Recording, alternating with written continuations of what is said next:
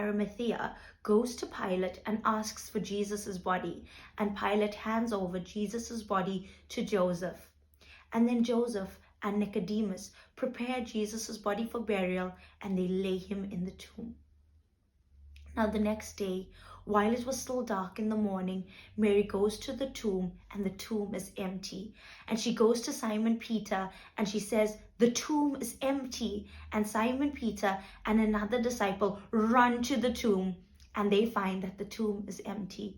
But they find strips of linen that was used in the burial, and they find the cloth that was covering Jesus' head. And Mary is at the tomb and she's weeping. And she sees two angels in the tomb, and they say to her, "Why are you crying?" And she says, "They have taken my Lord's body." Now this strikes me as surprising. This is the same Mary who was with Jesus. Why is she looking for a body? Because this is the Mary who would have heard Jesus predict his death. This is the Mary who heard Jesus say that he would rise again. So why is she looking for a body? Surely she should know that he has risen, because Jesus spoke about his resurrection. But the story goes on, and she hears a man behind her, and she turns around and she thinks it's a gardener. And the man says to her, "Why are you crying?"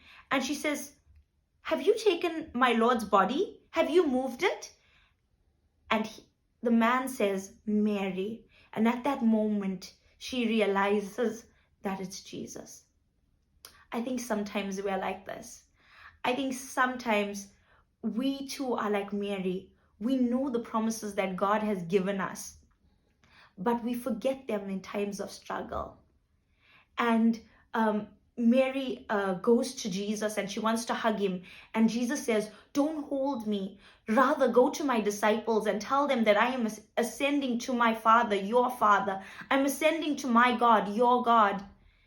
And she goes ahead and she tells the disciples that the Lord is alive. And this is our confidence. Our confidence is that the Lord is alive, that he is seated on the throne.